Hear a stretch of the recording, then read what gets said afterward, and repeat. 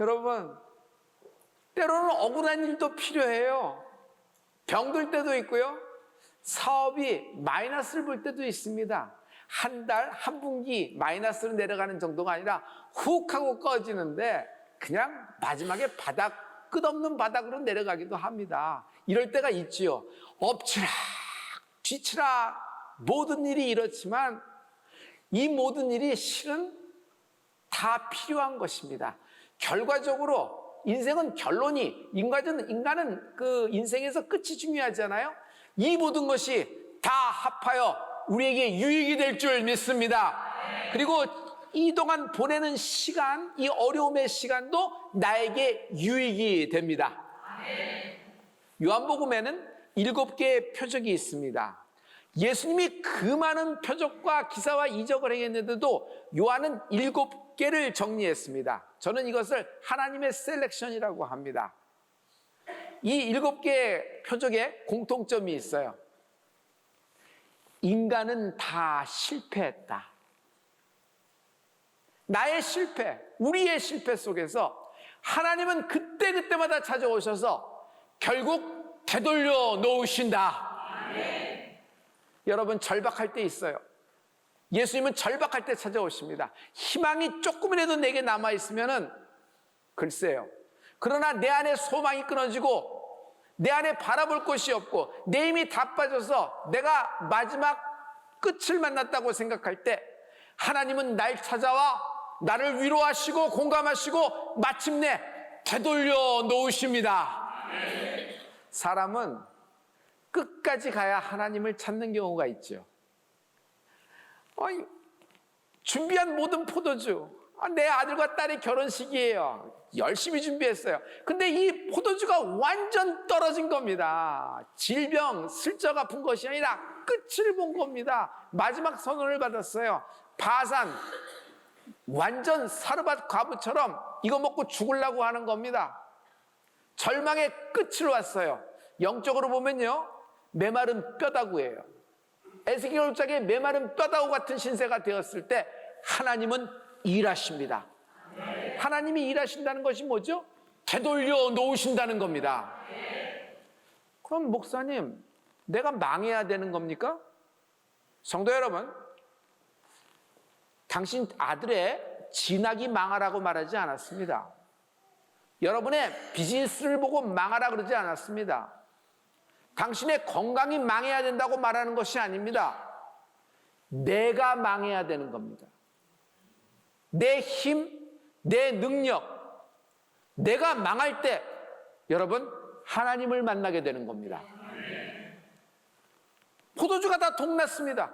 완전히 망했습니다. 왕의 신하, 여러 가지 좋은 점이 많지요. 그러나 사랑하는 아들이 죽어가는 모습을 봅니다. 이제 경각에 달렸을 때 그제서야 돌이켜 예수님께 옵니다. 38년 동안 잘못된 것을 바라봤어요. 베데스다에 꽂혀서 자기를 도울 힘이 없는 베데스다에서 뿌리 내리고 살고 있는 그 환자. 요한복음의 7개의 표적의 맨 마지막 표적은 뭐죠? 죽은 나사로가 살아난 겁니다. 나사로가 죽기까지 주님은 움직이지 않았습니다. 완전히 장사진의 돌무덤 속에서 임봉을 했어요. 그런데 주님이 찾아가서 나는 부활이요 생명이라고 말씀하십니다. 여러분, 오늘 기쁨의 소식, 생명의 소식, 희망의 소식이 들리는 애가 있을지어다. 오늘 말씀은 7개의 표적 중에 4번째 표적입니다. 유명한 표적이에요. 오병이어. 잘 알고 계시죠? 오병이어는 여러분 굉장히 스페셜합니다. 네 복음서 모두에 공통되게 적혀 있어요. 분량이 많은 거예요. 어떤 기적? 물이 포도주로 된 건 요한복음밖에 없어요. 여러분, 오병이어에서 중요한 건 이제 물고기와 빵인데 우리 물고기를 붙잡고 얘기해 볼게요. 여러분 보면 알겠지만 이 물고기는 여러분 마태, 마가, 누가복음에는 익투스, 헬라어로 익투스라고 단어를 적고 있어요. 하지만 요한복음에는 익투스로 적지 않아요. 요한은 특별한 단어를 적고 있는데 옵사리아라는 단어 헬라어로 적고 있어요. 고대 여러분 또 이제 로마 시대 때 내가 크리스찬이라는 표현은 저 물고기 모양 익투스로 얘기해서 이렇게 비밀리에 자기가 누군지 서로 얘기하는 그런 사인이기도 하잖아요. 그런데 여러분 여기서 옵사리아를 얘기해 볼게요. 옵사리아는 어떤 물고기냐면 아무도 주워가지도 않고 거들떠도 안 보는 물고기예요. 선창가에 널브러진 생선 대가리처럼 똑같은 거예요. 다 끝날 때, 다 파장이 됐을 때 그냥 사람들 눈치를 보면서 누군가 와서 주워갑니다. 그래서 그걸 놓고 끓여 먹는 거예요. 그걸로 끼니를 때우는 그런 물고기가 옵사리아라는 것입니다. 꼬마아이, 작은 자죠. 꼬마아이가 갖고 있는 런치박스, 도시락이에요. 오병이어. 그 물고기는 옵사리아라는 겁니다. 거들떠도 안 보는 물고기, 그냥은 먹을 수가 없어서 소금에 절여서 소금 맛으로나 끼니를 때우는 그런 물고기라는 거예요. 가장 작고 가장 천하고 쓸모가 하나도 없는 것이란 말이에요. 그런데 여기 하나님의 놀라운 소식이 있습니다. 여러분 안에 지금 여러분이 소유하고 있는, 여러분이 갖고 있는 가장 작고 가장 천하고 이것이 무엇이 되겠느냐? 가장 쓸모없는 것을 통하여 하나님은 12광줄이 남기는 축복이 있을 것입니다. 하늘에서 뚝 하고 뭐가 떨어지는 것이 아니에요. 내 안에 있는 것, 가장 작은 것, 가장 초라한 것, 더 이상 아무런 역할도 못하고 결국 이것 때문에 나는 끝나는구나. 하지만 여러분 여기 반전이 있는 것이에요. 주님은 꼬마아이의 도시락 오병이어를 손에 들으시고 축사하셨습니다. 하나님께 감사 기도를 한 겁니다. 성도 여러분, 이겁니다. 기도 분량이 많아지기를 축복합니다. 그러나 여러분의 기도의 컨텐츠를 잘 보셔야 돼요. 하나님이 우리에게 마땅히 빌 바의 기도가 있다고 하셨으니 저는 그것을 감사 기도라고 얘기합니다. 저는 여러분이 기도의 분량이 크되 감사 기도 분량이 늘어나기를 축복합니다. 감사할 때 역사가 나는 것입니다. 두 번째, 이 오병이어는 특별한 것이 있는데요. 한 사람만이 경험한 것이 아니에요. 38년 한 사람, 물도원 하인 몇몇 사람, 왕의 신하, 아버지 그 한 사람의 경험이 아니에요.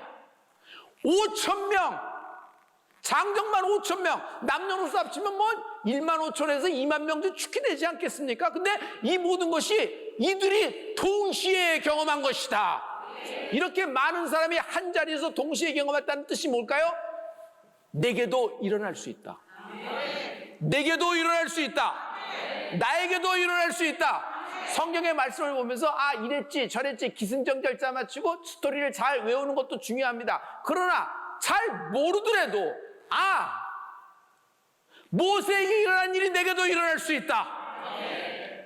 여호수아는 요단강에서 끝이라고 생각했어요. 여리고를 돌파할 수 없다고 생각했어요. 자기의 한계점에 다다른 거예요. 그러나 여러분 그 끝에서 하나님이 일하십니다. 내게도 일어날 수 있다. 이 5,000명은요 말씀에 매료됐어요.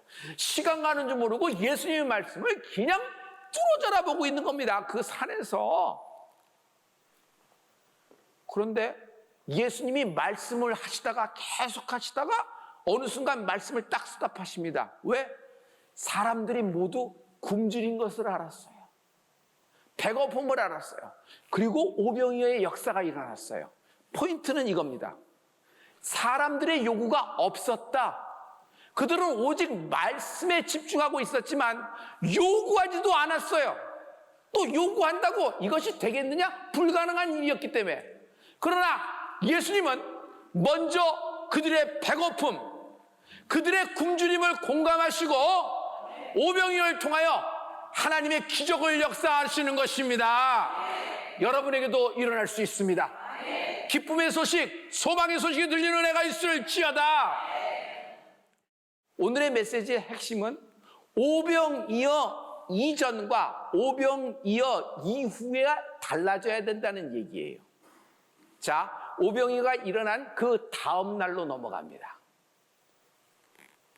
5,000명, 남녀노소 합치면 어마어마한 무리들이 전부 다 오병이어의 기저의 현장에 온 겁니다. 한두 명 온 것이 아니에요. 그리고 예수를 찾으려고 하는데 예수님이 안 계시는 겁니다. 어디 가셨지? 찾았다. 예수님을 찾은 거예요. 어디서 찾았냐면 가버나움에서 찾은 겁니다. 이게 놀라운 일이에요. 모든 사람이 다 예수를 떠나는데 여러분, 예수님을 찾으러 이 사람들이 다 무리를 지어서 온 겁니다. 그러니 얼마나 예수님이 감동이 되셨겠어요. 칭찬을 하고 잘했다 얘기하면서 그들을 격려하고 여러분 위로해야 되지 않을까요? 근데 예수님은 전혀 상관없는 정말 찬물 꼈는 얘기를 합니다. 떡 먹으러 왔지? 12광줄이 이번에는 120광줄이 남길 줄 알고 떡 먹으러 왔지? 요한복음 6장 25절과 26절의 말씀이에요. 우리 이 말씀을 다 같이 바다 건너편에서 만나 랍비여 언제 여기 오셨나이까 하니 예수께서 대답하여 이르시되 내가 진실로 진실로 너희에게 이르노니 너희가 나를 찾는 것은 표적을 본 까닭이 아니요 떡을 먹고 배부른 까닭이로다. 너 또 배부르고 싶어서 왔지? 떡 떨어져서 왔지? 표적을 이것을 통해서 내가 너희에게 주는 강력한 임팩팅이 있는 메시지가 있는데 너는 이것을 놓쳤다는 것이에요. 성도 여러분, 오늘 우리가 예수님을 발견하는 축복이 있을지어다. 할렐루야. 이 많은 사람 15,000에서 2만 명의 사람이 동시에 예수님의 기적을 경험했습니다. 그러나 딱 떡까지, 딱 12광주리까지 모든 사람이 떡과 물고기와 남은 12광주리에 초점이 꽂혀지고 예수님을 못 봅니다. 베드로가 깊은 곳에 말씀에 의지하여 물고기가 어마어마하게 잡혔습니다. 그러나 베드로는 배도 그물도 물고기도 제쳐둡니다. 그는 그것을 보지 않고 예수님을 보는 것입니다. 내가 죄인이니 나를 떠나소서 예수님 앞에 무릎 꿇는 것이에요. 여러분, 베드로는 그 이적이 나타난 현장 속에서 자신에게 응답되어진 예수님을 표적, 그 물고기를 보고 표적을 한 것이에요. 아, 예수님이시다. 하나님의 아들이시다. 할렐루야. 여러분, 응답이 뭔지 아세요? 응답은 내게 나타난 하나님의 표적입니다. 나에게 예수님은 누구십니까? 나에게 예수님은 어떤 분이십니까? 떡공장의 주인이십니까? 물고기로 오뎅 잘 만드시는 분이십니까? 아니면은 내 곡때마다 어려울 때마다 문제 해결해주고 떠나시는 분이십니까? 저에게서 예수님은요, 날 되돌려 놓으신 분입니다. 나는 희망이 없고 미래가 끝났어요. 그리고 막다른 골목에 들어서 더 이상 앞으로도 뒤로도 갈 수 없어 오도 가도 못하는 신세가 됐습니다. 내가 인생이 다시 살고 싶은데, 회복되고 싶은데 모든 것이 걸려서 쇠사슬에 묶인 나의 인생을 주님이 나를 풀어주셨는데 저는 그걸 한마디로 할 수 있어요. 나를 되돌려 놓으신 분이십니다. 천지지간 만물지 중에 그 어떤 것도 물질을 포함하여 어떤 사람도 나를 되돌릴 사람이 없어요. 나 자신도 내가 안 되는데, 그런데 예수님이 하셨습니다. 예수님이 누군지 아세요? 나에게서 예수님은 하나님이십니다. 예수님은 하나님이십니다. 예수님은 하나님이십니다. 이 하나님이 나에 대한 생각을 갖고 있어요. 여러분에게 오늘 하나님이 어떤 생각을 갖고 있는지, 이 생각이 여러분에게 미래가 될 것입니다. 내일 일이 궁금하지 않아요? 내년 일이 궁금하지 않아요? 당장 이번 주가 궁금하지 않아요? 여기에 당신의 미래가 있다. 여러분의 자녀의 모든 일이 궁금하지 않아요? 여기에 당신 자녀의 미래가 있다. 예레미야 29장 11절의 말씀입니다. 이번에 크게 다 같이 여호와의 말씀이니라 너희를 향한 나의 생각을 내가 아나니 평안이요 재앙이 아니니라 너희에게 미래의 희망을 주는 것이니라. 너에게 재앙이 임하지 않을 것이야. 너의 불안과 두려움이 떠나게 될 것이야. 너에겐 소망이 있다. 너에겐 평강이 있다. 그러므로 모든 불안과 두려움과 초조함과 무기력이 뿌리채 뽑혀 떠나갈지어다. 하나님이 우리에게 미래를 주고 계십니다. 이 말이 뭘까요? 하나님이 내게 주시는, 나를 되돌려 놓으신다 그랬어요. 어떻게 나를 되돌려 놓으실까? 이 말이 무슨 뜻일까? 하나님은 더 정확히 여러분 이사야서 41장 10절부터 12절까지 그 말씀을 하고 계세요.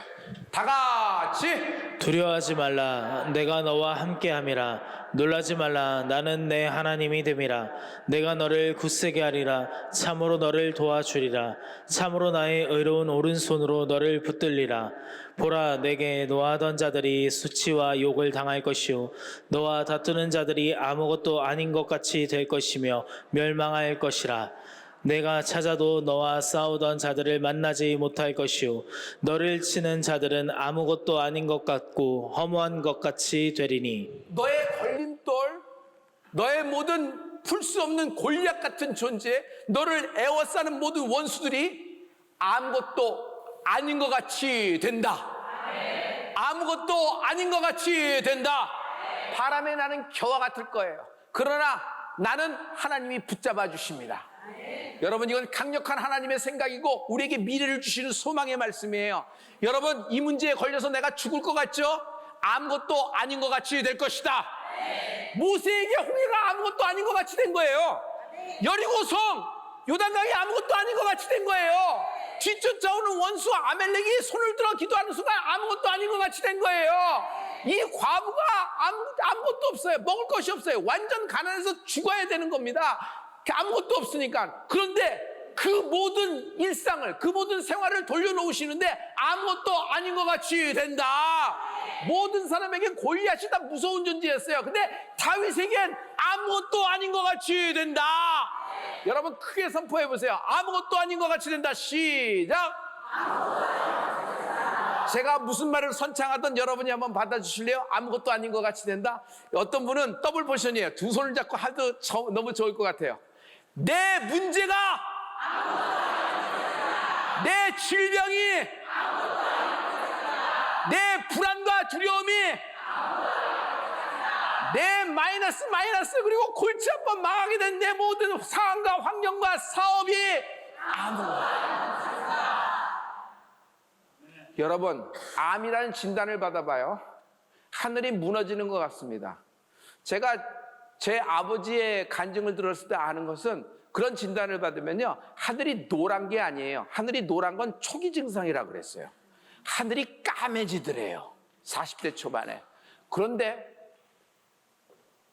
그 암이라는 진단이 그 진단서가 아무것도 아닌 것 같이 됐어요.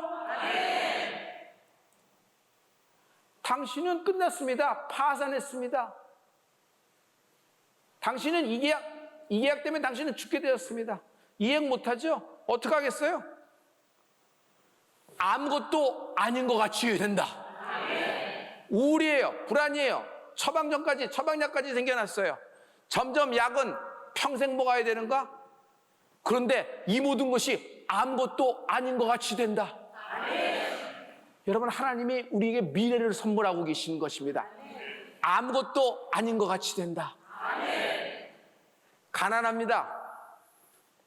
암이래요. 실패했어요. 배신당합니다. 여러분 모르는 사람에게 배신당한다고 그렇게 아프진 않아요. 그런데 가장 사랑하고 가장 철석같이 믿어서 다 내줬던 사람에게 배신당하면요 이거는 그 액수, 그 분량, 그 케이스만이 배신당한 것이 아니라 인생 전체가 부정당한 것 같고 자기가 일어나지를 못할 정도가 됩니다. 이미 죽을 목숨, 이미 이전에 죽어야 될 목숨이 있어요. 그러나 예수님은 이 모든 것에도 불구하고 나를 살려놓으셨어요. 되돌리셨어요. 인생을 다시 선물해 주셨어요. 그래서 나에게 만난 하나님은, 내가 만난 하나님은 세컨 찬스의 하나님이에요. 이것이 나에겐 표적이 된 것입니다. 풀림은 표적이 된다. 믿는 자에게 이런 표적이 따르니 곧 너희가 내 이름으로 귀신을 쫓아내고 새방언을 말하며 뱀을 집으며 어떠한 독을 마실 자라도 해를 받지 않으며 병든 자에게 손을 얹은 즉 나으리라 하시니라. 여러분 크게 선포하세요. 병든 자에게 손을 얹은 즉 나으리라 하시나. 여러분 낫게 될 것입니다. 그런데 주님은 믿는 자에게 기적이 따르느니, 믿는 자에게 이런 너에게만 신기한 일이 있으리니 이렇게 말씀하지 않아요. 표적이다. 왜냐하면 상황은 반복됩니다. 상황은 계속 반복이 됩니다. 입양에서 끝나는 것이 아니고 이렇게 되고 이렇게 되고 이렇게 되고 이렇게 되고 계속 오는 거예요. 밀려오는 거예요. 인생을 사는 동안에. 그런데 여러분, 표적 이유가 중요해요. 표적을 받지만 5,000명 모든 사람들은 변한 게 하나도 없어요. 떡에 관심이 있다는 것이에요. 표적으로 못 본 거예요. 그러므로 응답 이후에, 표적 이후에 예수님을 만나는 은혜가 있을지어다. 떡을 먹든지 병이 낫든지 문제 해결을 받든지 억울하면서 신혼이 되었든지 모든 사건 하나하나가 그 자체 사건 하나하나가 아니라 모든 응답은 하나님의 표적이라는 것이에요. 이런 식으로 얘기하면 일상이 표적이 되는 겁니다. 지금 내가 이 공기를 마시고 있는 것, 지금 내가 건강하게 성전에 나와서 하치 예배할 수 있는 것, 지금 내가 오늘 사랑하는 사람하고 식사하고 커피할 수 있는 것, 지금 내가 하나님께 예배하며 복음을 듣는 것, 이 모든 것이 표적이에요. 할렐루야! 할렐루야! 예수님께 돌아오는 축복이 있을지어다. 삶의 변화가 시작되는 은혜가 있을지어다. 여러분, 현재적인 것에 영원한 것이 있어요. 우리의 일상 현재적인 겁니다. 이렇죠. 우리가 자녀를 키워보면서 아버지의 마음을 알기 시작해요. 그리고 또 이렇게 생활을 하면서 인내하는 부분이 있어요. 딸을 참아줘야 되고 아들을 참아줘야 돼요. 배우자에게 인내를 해줘야 돼요. 그런 걸 통해서 뭘 알게 돼요? 하나님의 마음을 얻게 되고 알게 되는 것이에요. 그래서 현재적인 것에 영원한 것이 숨어 있다고 나는 생각해요. 작고 소소한 것입니다. 이 작고 소소한 것에 영원한 것이 있어요.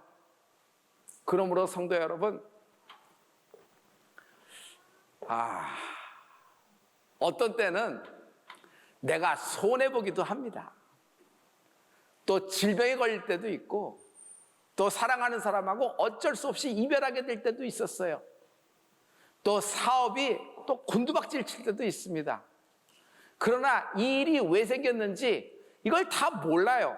그 모른다고 해서, 원인을 모른다고 해서 하나님께 불만과 원망을 뿜어낸다 그러면 인생을 그냥 허비하는 겁니다. 인생을 그냥 놔버리는 거예요. 흘러가는 대로 내버려두는 거예요. 여러분, 인생은 내 마음대로 내어버리는 게 인생 아닙니다. 인생은요, 하나님의 뜻에 끌려가는 축복이 있을지어다. 하나님은 여러분을 인도해주고 계십니다. 할렐루야! 할렐루야! 이 모든 일이 내게는 꼭 일어나야 될 일이었음을 알고 하나님께 감사하는 여러분 되기를 축복합니다. 그리고 지나온 모든 시간들, 고통의 시간, 인내의 시간, 이를 깨물며 참아야 되는 시간, 정말 100마디 말을 들었는데 단 한마디만 하면 끝낼 수 있는데도 불구하고 그를 혓바닥을 깨물면서 참아야 되는 여러분의 인내, 이 모든 고통도, 여러분 이 시간도 모두 내게 유익으로 될 줄 믿습니다. 코로나 기간 동안에 우리에게 많은 일이 일어났습니다. 그러나 저는 그 시간이 꼭 나빴다고만 얘기하지 않습니다. 저에겐 유익한 시간이 더 많았습니다. 모든 것에, 모든 상황과 일상에 나를 편애하시는 하나님의 사랑을 깨닫게 된 것이에요. 저는요, 하나님 아니었으면 진작 이 세상 사람이 아니었어요. 살기는 살았겠죠. 그러나 헛개비 같은 인생이에요. 그냥 뭐 존재도 없고 그냥 뭐라 그럴까? 그냥 그러니 여러분이 제가 무슨 얘기하는지 잘 아실 거예요. 무의미한 인생을 살 뻔했어요. 그래서 나는 지금 살아있는 것 자체가 표적인 것입니다. 여러분, 성령 세례를 귀하게 여깁니다. 그러나 성령 세례 이유를 얘기해보죠. 성령 세례 이후에 여러분 자기 삶의 변화가 필요합니다. 성령 세례 받은 것은 나도 좀 뭐 이렇게 훈장 하나 달았다, 영적인 이력서에 한 줄 들어갔다, 나도 그거 경험했어. 처음엔 누구나 그렇게 뜨거워. 시간이 지나면 또 알게 돼. 이런 게 아니에요. 살아계신 하나님을 만난 거예요. 살아계신 하나님을 만나면 이전의 삶으로 돌아갈 수가 없어요. 예수님께 미치는 거예요. 미치는 거예요. 나에게 미래를 주고 나의 모든 인생의 끝을 알고 나를 붙잡아 주시고 나를 책임지시는 하나님, 그분 예수님을 위해 사는 은혜가 있을지어다. 오늘 성령님을 의지하여 삶의 모든 것이 바뀌는, 예수님께로 바뀌어지는 여러분 인생이 되길 예수 이름으로 축원합니다. 무엇을 위해 사세요? 누구를 바라보고 사세요? 마지막엔 다 허무한 거예요. 여러분이 이렇게 가졌고 이렇게 가졌고 이렇게 가졌더라도 여러분 이름으로 많은 것을 나열했어도 empty, 공허, 아무것도 아니에요. 그냥 거기서 끝나는 겁니다. 그런데 여기에 미래가 있는 거예요. 여기에 내일이 있고 여기에 소망이 있는 거예요. 예수 믿는 자의 기쁨이 여기 있는 것이에요. 예수님은 우리에게 부활을 약속하신 것입니다. 여러분, 예수님이 나와 함께하고 계십니다. 눈앞에 있는 모든 것, 내가 나서 예수의 명하느니 아무것도 아닌 것 같이 되리라.